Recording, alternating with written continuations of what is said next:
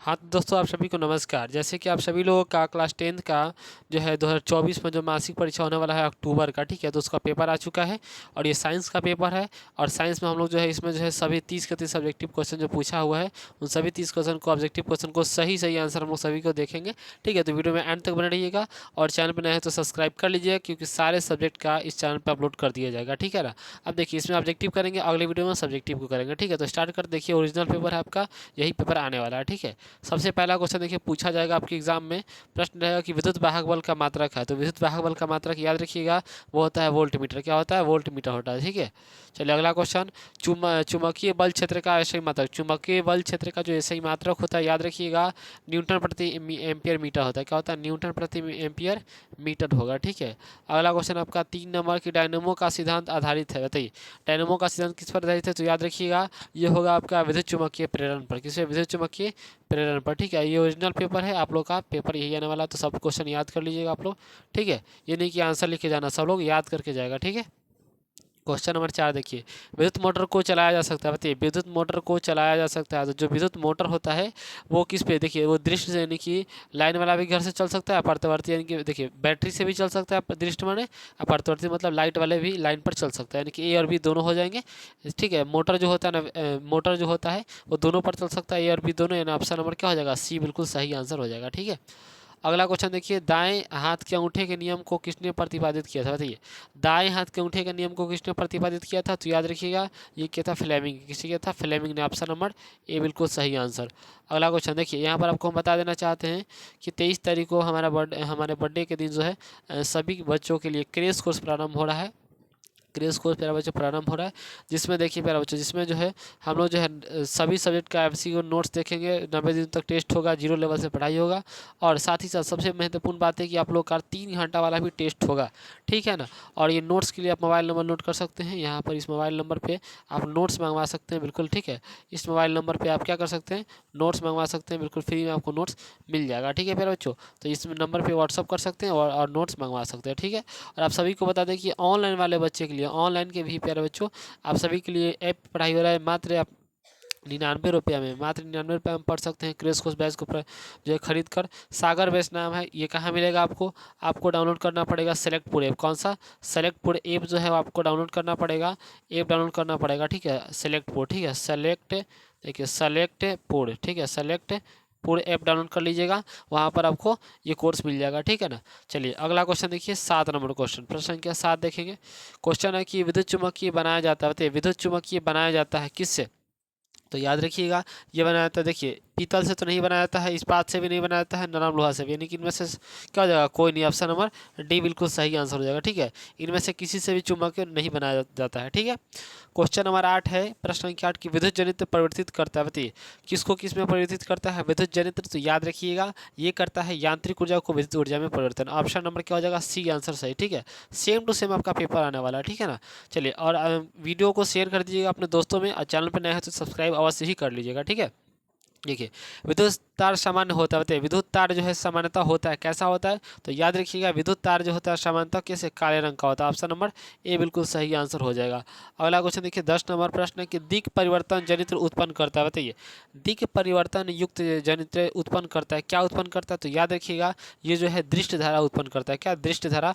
Option number A बिल्कुल सही answer हो जाएगा। ठीक है, क्वेश्चन नंबर 11 है, प्रश्न संख्या 11 कि डालडा में उपस्थित वसा अम्ल किस प्रकृति का होता है? बताइए डालडा में उपस्थित वसा अम्ल जो है किस प्रकृति का होता है? तो याद रखिएगा मेरा बच्चों, इस प्रश्न का सही आंसर ऑप्शन नंबर हो जाएगा असंतृप्त का। ठीक है, असंतृप्त, ऑप्शन नंबर ए बिल्कुल सही आंसर हो जाएगा। ठीक है, क्वेश्चन आपका देखेंगे, 12 नंबर क्वेश्चन है कि आयोडीन को निम्नलिखित में किस द्रव में घोलने से टिंचर आयोडीन बनता है? बताइए टिंचर जो है आयोडीन बनता है। तो याद रखिएगा, इस क्वेश्चन का सही आंसर बी हो जाएगा, कार्बन टेट्रोक्लोराइड। ठीक है, कार्बन टेट्रोक्लोराइड, ऑप्शन नंबर बी बिल्कुल सही आंसर हो जाएगा। क्वेश्चन नंबर देखिए, 13 नंबर क्वेश्चन है कि कैल्शियम कार्बाइड जल के साथ अभिक्रिया करके बनाता है, बताइए क्या बनाता है? तो याद रखिएगा, कैल्शियम कार्बाइड जो है जल के साथ अभिक्रिया करके ये बनाता है मेरा बच्चों, क्या चीज़? एथाइन। क्या बनाता है? एथाइन। ऑप्शन नंबर सी बिल्कुल सही आंसर हो जाएगा। ठीक है, अगला क्वेश्चन देखिए, अगला नंबर क्वेश्चन आपका 14 नंबर, एल्कीन का समान सूत्र है, बताइए एल्कीन का समान सूत्र क्या होता है?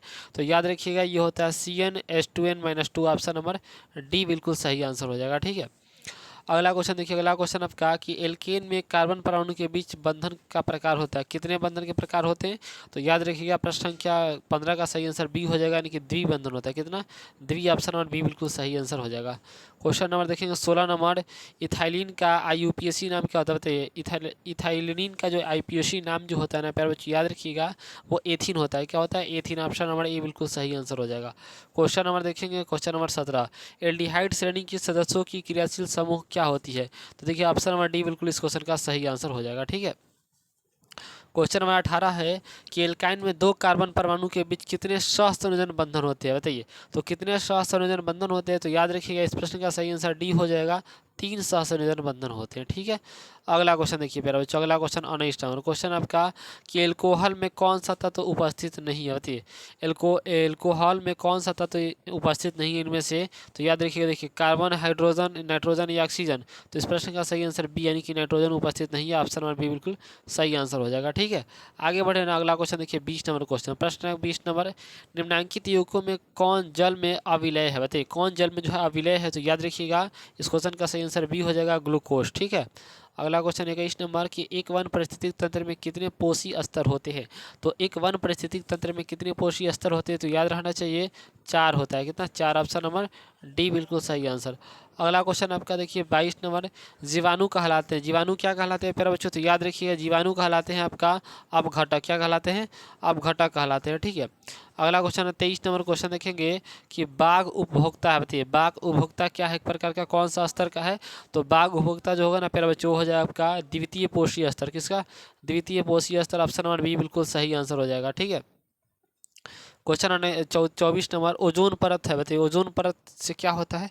तो ओजोन परत से क्या होता है प्यारे बच्चों? तो याद रखिएगा हमेशा ओजोन परत से क्या होता है प्यारे बच्चों? वो होता है हानिकारक है। ओजोन परत क्या है? तो एक प्रकार का हानिकारक है, ऑप्शन नंबर बी बिल्कुल सही आंसर। और क्वेश्चन नंबर 25 है कि निम्नलिखित में से कौन एक जैव अननवीकरणीय पदार्थ है? तो याद रखिएगा इनमें से कौन जो है अनवीकरणीय पदार्थ है? तो ये आपका प्रश्न का सही आंसर ऑप्शन नंबर ए हो जाएगा, कागज। क्या हो जाएगा? कागज, यानी कि पेपर। ठीक है। अगला क्वेश्चन देखिए, अगला क्वेश्चन आपका 26 नंबर, प्राथमिक उपभोक्ता कहलाते हैं बताइए। प्राथमिक उपभोक्ता इसमें से क्या कहलाएगा? तो याद रखिएगा सर्वाहारी, मांसाहारी, अपघटन या शाकाहारी। तो इस क्वेश्चन का सही आंसर होगा ना प्यारे बच्चों, ऑप्शन नंबर डी हो जाएगा, शाकाहारी हो जाएगा। इनमें से क्या हो जाएगा? शाकाहारी प्राथमिक उपभोक्ता हो जाएगा। ठीक है। अगला क्वेश्चन आपसे पूछा जा रहा है 27 नंबर की जैव अपवर्धन प्रदर्शित करने वाला रसायन कौन सा बताइए। जैव आवर्धन प्रदर्शित करने वाला रसायन जो है ना प्यारे बच्चों कौन होता है? तो याद रखिएगा इस क्वेश्चन का सही आंसर ये हो जाएगा, CFC होता है। कौन सा? CFC, ऑप्शन नंबर ए बिल्कुल सही आंसर हो जाएगा। क्वेश्चन नंबर देखेंगे 28 नंबर, निम्नलिखित में से कौन किसी पारिस्थितिक तंत्र का जैव घटक हो सकता है बताइए। निम्नलिखित में से कौन जो है किसी पारिस्थितिक तंत्र का जैव घटक हो सकता है? तो इस प्रश्न का सही आंसर ऑप्शन ए हो जाएगा, कवक। क्या हो जाएगा? कवक। ठीक है ना। ठीक है, कवक हो जाएगा। अब देखिए मेरे बच्चे आप सभी को बताते हैं कि जल्दी से आप व्हाट्सएप ग्रुप पे हमारे जुड़ जाइए। व्हाट्सएप ग्रुप का लिंक आपको डिस्क्रिप्शन बॉक्स में मिल जाएगा, वहाँ से व्हाट्सएप ग्रुप में लिंक मिल जाएगा, वहाँ से जुड़ जाइए। आपको सभी पेपर वहाँ पर उपलब्ध करा दिया जाएगा। ठीक है ना।